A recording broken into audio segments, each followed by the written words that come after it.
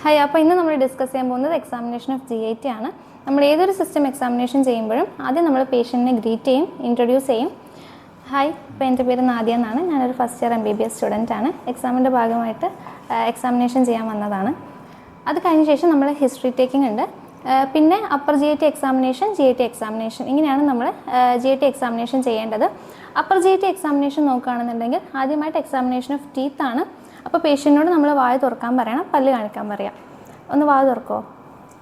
Teeth, okay. അപ്പോൾ teeth examination ചെയ്തു, പ്രശ്നമൊന്നുമില്ല. ഇനി നമ്മൾ പേഷ്യൻറ്റിനെ ഓറൽ മ്യൂക്കോസയും ടങ്കുമാണ് എക്സാമിൻ ചെയ്യാൻ പോകുന്നത്. ഒന്ന് വായ തുറക്കോ? നാക്ക് നീട്ടിക്കേ. അതിലും പ്രശ്നമൊന്നും കാണുന്നില്ല. ഇനി നമ്മൾ ടെസ്റ്റ് നോക്കാൻ പോകുന്നത് ടോൺസിലും ഓറോഫാരിങ്സും ആണ്. ഒന്ന് വായ തുറക്കാവോ?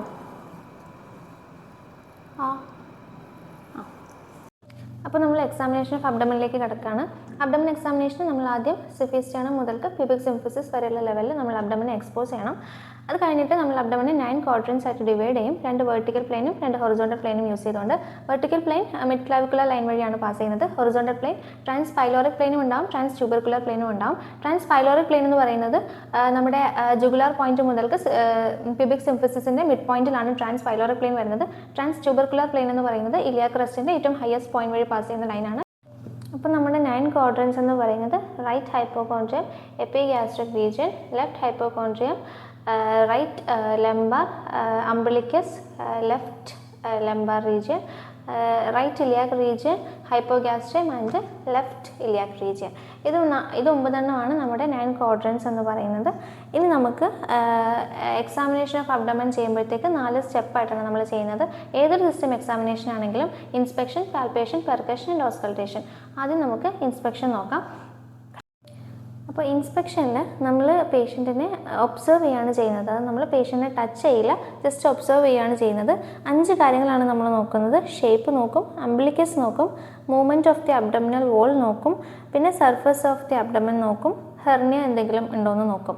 അതിൽ ഷേപ്പ് നോക്കുമ്പോൾ നോർമലി ഷേപ്പ് എന്ന് പറയുന്നത് ഫ്ലാറ്റ് അല്ലെങ്കിൽ സ്ലൈഡ്ലി ഡിപ്രസ്ഡ് ആണ്. ഇനി സ്കഫോയിഡ് ആയിട്ട് നമ്മൾ കാണുന്നത് മാൽന്യൂട്രീഷൻ വരുമ്പോഴാണ്.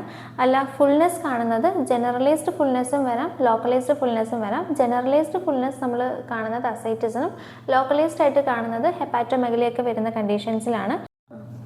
രണ്ടാമത് നോക്കുന്നത് അംബിലിക്കസ് ആണ്. അംബിലിക്കസ് നോർമലി സ്ലൈറ്റ്ലി റിട്രാക്റ്റഡ് അല്ലെങ്കിൽ ഇൻവേർട്ടഡ് ആയിരിക്കും. ഇവേർഷനോ അല്ലെങ്കിൽ ഹെർണിയ, അംബിലിക്കൽ ഹെർണിയ എന്തെങ്കിലും ഉണ്ടോ എന്ന് നമ്മൾ ഒബ്സർവ് ചെയ്യണം. പിന്നെ മൂന്നാമത് നമ്മൾ നോക്കുന്നത് അബ്ഡമിനൽ വോളിൻ്റെ മൂവ്മെൻറ്റ്സ് ആണ്. നോർമലി റെസ്പിറേറ്ററി മൂവ്മെൻറ്റ് നമുക്ക് അബ്ഡമിനിൽ ഒബ്സർവ് ചെയ്യാൻ പറ്റും. ഇനി എന്തെങ്കിലും വിസിബിൾ പെരിസ്റ്റോൾസിസോ പൾസേഷൻസോ എന്തെങ്കിലും ഉണ്ടോ എന്ന് നോക്കണം. നോർമലി തിന്നായിട്ടുള്ള ആൾക്കാരിൽ അയോട്ടിക് പൾസേഷൻസ് കാണാൻ പറ്റും. അബ്ഡമിനൽ അയോട്ടയുടെ പൾസേഷൻസ് നമുക്ക് കാണാൻ പറ്റും. പിന്നെ നമ്മൾ നോക്കുന്നതാണ് അബ്ഡമൻ്റെ സ്കിൻ എന്ന് പറയുന്നത്. അതിൽ നമ്മൾ ആദ്യമായിട്ട് നോക്കുന്നത് എന്തെങ്കിലും സ്ട്രേ ഉണ്ടോ എന്നാണ്. നമുക്കറിയാം പ്രഗ്നൻസിയുടെ ടൈമിൽ സ്ട്രേ ഗ്രേവിഡാറും ഉണ്ടാവും. പിന്നെ പർപ്പിൾ സ്ട്രേ കാണും. കുഷിംഗ് സിൻഡ്രോമിൽ പർപ്പിൾ സ്ട്രേ കാണാറുണ്ട്. അതുപോലെ തന്നെ പിന്നെ നമ്മൾ നോക്കുന്നതാണ് സൂപ്പർഫിഷ്യൽ വെയിൻസ് എന്തെങ്കിലും ഡൈലേറ്റഡ് ആയിട്ടുണ്ടോ എന്നുള്ളത്. അത് നമ്മൾ യൂഷ്വലി സ്റ്റാൻഡിങ് പൊസിഷനിൽ നിന്നിട്ട് വേണം എന്തെങ്കിലും ഡൈലേറ്റഡ് വെയിൻസ് ഉണ്ടോ എന്നുള്ളത് ടെസ്റ്റ് ചെയ്യാനായിട്ട്. പിന്നെ ലാസ്റ്റിൽ നമ്മൾ നോക്കുന്നതാണ് ഹെർണിയ ഉണ്ടോ എന്നുള്ളത്. അതായത് ഹെർണിയൽ ഓറിഫിസ് വരുന്ന ലൊക്കേഷൻസിൽ എന്തെങ്കിലും ബൾജിങ് ഉണ്ടോ എന്നുള്ളത് നമ്മളൊന്ന് നോക്കണം. ഇത്രയുമാണ് ഇൻസ്പെക്ഷൻ അണ്ടറിൽ വരുന്നത്. ഇനി നമ്മൾ പേഷ്യൻറ്റിനെ പാൽപേറ്റ് ചെയ്യാൻ പോവുകയാണ്. പാൽപേഷൻ ചെയ്യുന്ന ടൈമിൽ നമ്മൾ പേഷ്യൻറ്റിനെ ലെഗ് സെമി ഫ്ലെക്സ്ഡ് ആയിട്ട് പ്ലേസ് ചെയ്യണം. എന്നിട്ട് നമ്മൾ ജനറൽ സൂപ്പർഫിഷ്യൽ പാൽപേഷനും ഉണ്ടാവും, ഡീപ്പ് പാൽപേഷനും ഉണ്ടാവും. സൂപ്പർഫിഷ്യൽ പാൽപേഷൻ നമ്മൾ ചെയ്യുന്നത് ഈ 9 ക്വാഡ്രൻസിലായിട്ടാണ്. ആദ്യം നമ്മൾ ലെഫ്റ്റ് ഇലിയാക് ഫോസിൽ നിന്ന് സ്റ്റാർട്ട് ചെയ്ത് ജസ്റ്റ് സൂപ്പർഫിഷ്യലിയാണ് നമ്മൾ പാൽപേറ്റ് ചെയ്യുന്നത്. എല്ലാ 9 ക്വാഡ്രൻസിലോട്ടും, അതായത് ലാസ്റ്റ് നമ്മൾ പാൽപേറ്റ് ചെയ്യുന്നത് അംബിലിക്കൽ റീജിയൻ ആയിരിക്കും. ഇങ്ങനെ ആൻറ്റി ക്ലോക്ക് വൈസ് നമ്മൾ പാൽപേറ്റ് ചെയ്യണം. എന്തെങ്കിലും അതായത് നമ്മൾ സൂപ്പർഫിഷ്യൽ പാൽപേഷനിൽ കൺസിസ്റ്റൻസി നോക്കും, എന്തെങ്കിലും ടെൻഡർനെസ് ഉണ്ടോ എന്ന് നോക്കും. ഈ പാൽപേഷൻ്റെ ടൈമിൽ പേഷ്യൻറ്റിൻ്റെ റിയാക്ഷൻ വെച്ചിട്ടാണ് നമ്മൾ ടെൻഡർനെസ് ഉണ്ടോ എന്ന് അളക്കുന്നത്. പിന്നെ റിജിഡിറ്റി ഉണ്ടോ എന്ന് നോക്കും. അതുപോലെ തന്നെ ഗോഡിങ് ഉണ്ടോ എന്ന് നോക്കും. ഇനി നമ്മൾ ഡീപ്പ് പാൽപേഷനിലേക്ക് കിടക്കുകയാണ്. ഡീപ്പ് പാൽപേഷനിൽ ആദ്യം നമ്മുടെ ലിവറും പിന്നീട് സ്പ്ലീനും പാൽപേറ്റ് ചെയ്യും. ലിവർ പാൽപേറ്റ് ചെയ്യുമ്പോൾ നമ്മൾ ആദ്യം റൈറ്റ് ഇലിയാക് ഫോസിൽ നിന്ന് സ്റ്റാർട്ട് ചെയ്യും. പേഷ്യൻ്റ് ഇൻസ്പയർ ചെയ്യുന്ന സമയത്ത് നമ്മൾ പ്രസ് ചെയ്യും അല്ലെങ്കിൽ പാൽപേറ്റ് ചെയ്യും. എക്സ്പയർ ചെയ്യുന്ന സമയത്ത് നമ്മൾ പൊസിഷൻ ചേഞ്ച് ചെയ്യും. അങ്ങനെ നമ്മൾ മുകളിലേക്ക് പാൽപേറ്റ് ചെയ്ത് പോവും.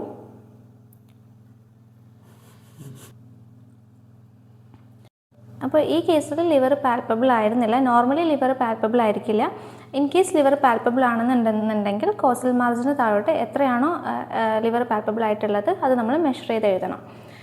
ആൻഡ് ലിവർ ആക്ച്വലി ഹെപ്പാറ്റോമെഗലിയിലാണ് ഈ ലിവർ പാൽപ്പബിൾ ആയിട്ട് കാണലുള്ളത്. ഹെപ്പാറ്റോമെഗലി വരുന്നത് ലിവർ സിറോസിസ് അല്ലെങ്കിൽ ഹെപ്പറ്റൈറ്റിസ്, വൈറൽ ഹെപ്പറ്റൈറ്റിസ് ഒക്കെ ഉള്ള കണ്ടീഷൻസിലാണ് ലിവർ പാൽപ്പബിൾ ആവുന്നത്. ഇനി പാൽപേഷൻ ഓഫ് സ്പ്ലീൻ ആണ് നമ്മൾ ചെയ്യാൻ പോകുന്നത്.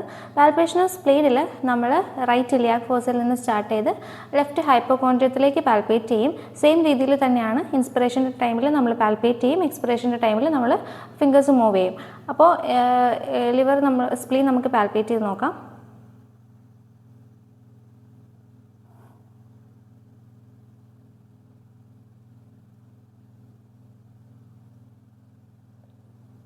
അപ്പോൾ സ്പ്ലീനും ആക്ച്വലി പാൽപ്പബിൾ അല്ല, സ്പ്ലീനോമെഗലിയിലാണ് സ്പ്ലീന് പാൽപ്പബിൾ ആവുന്നത്.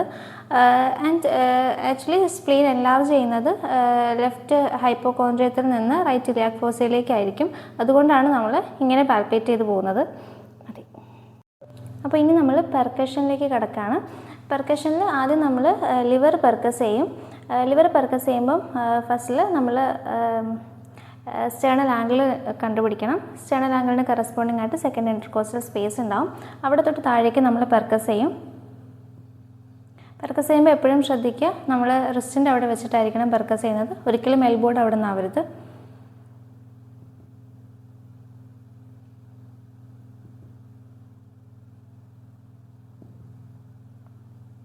ഇവിടെ നമുക്ക് ഫിഫ്ത്ത് ഇൻ്റർകോസ്റ്റൽ സ്പേസ് മുതൽക്ക് ഡൾ നോട്ട് കിട്ടുന്നുണ്ട്.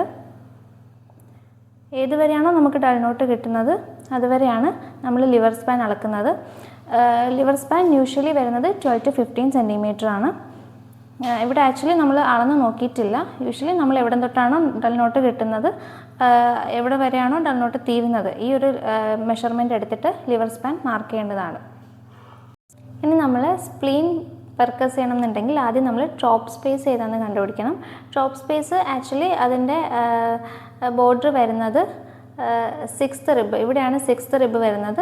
6th റിബ്, പിന്നെ താഴെയായിട്ട് കോസ്റ്റൽ മാർജിൻ ഉണ്ടാവും, പിന്നെ ഇവിടെ left lobe of the liver ഉണ്ടാവും, ഈ സൈഡിലായിട്ട് മിഡ് ആക്സിലറി ലൈൻ ഉണ്ടാവും. ഇതാണ് നമ്മുടെ ടോപ്പ് സ്പേസ് എന്ന് പറയുന്നത്. ഈ ടോപ്പ് സ്പേസ് കണ്ടുപിടിച്ച ശേഷം നമ്മൾ മീഡിയലി ടു ലാറ്ററലി പെർക്കസ് ചെയ്ത് നോക്കും.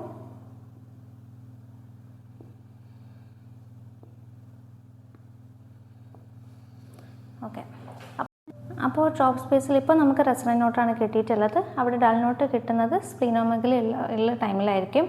അപ്പോൾ ഇതാണ് പെർക്കഷൻ. നമ്മൾ പെർക്കഷനിൽ ചെയ്യേണ്ടത് ലിവറിൻ്റെ പെർക്കഷൻ ചെയ്യണം, സ്പ്ലീനിൻ്റെ പെർക്കഷൻ ടോപ്പ് സ്പേസിൽ ചെയ്യണം. അപ്പോൾ നമുക്ക് ടോപ്പ് സ്പേസിൽ ഇപ്പോൾ റെസണൻറ്റ് നോട്ടാണ് കിട്ടിയിട്ടുള്ളത്. ഡൾ നോട്ട് കിട്ടുകയാണെന്നുണ്ടെങ്കിൽ അത് ഇൻഡിക്കേറ്റ് ചെയ്യുന്നത് സ്പ്ലീനോമെഗലിയാണ്. ഇനി നമ്മൾ ചെയ്യാൻ പോകുന്നത് ഷിഫ്റ്റിംഗ് ഡൾനെസ് ആണ്. ഷിഫ്റ്റിംഗ് ഡൾനെസ് നോക്കാനായിട്ട് ആദ്യം നമ്മൾ ഫ്ലെക്സിമീറ്റർ ഫിംഗർ മിഡ് ലൈനിൽ വെക്കും. എന്നിട്ട് പെർക്കസ് ചെയ്ത് ലാറ്ററലി നമ്മൾ പെർക്കസ് ചെയ്യും.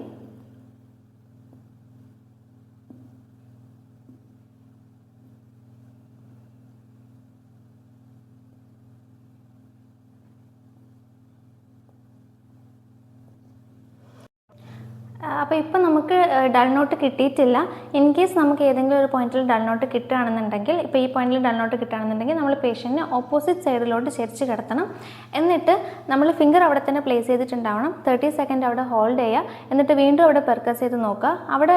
അവിടെ അപ്പോൾ റെസണൻറ്റ് നോട്ടാണ് കിട്ടുന്നതെന്നുണ്ടെങ്കിൽ നമ്മൾ മുന്നിലേക്ക്, റെസണൻറ്റ് നോട്ടാണെങ്കിലും അല്ലെങ്കിലും നമ്മൾ വീണ്ടും മിഡ് ലൈനിലേക്ക് പെർക്കസ് ചെയ്യണം.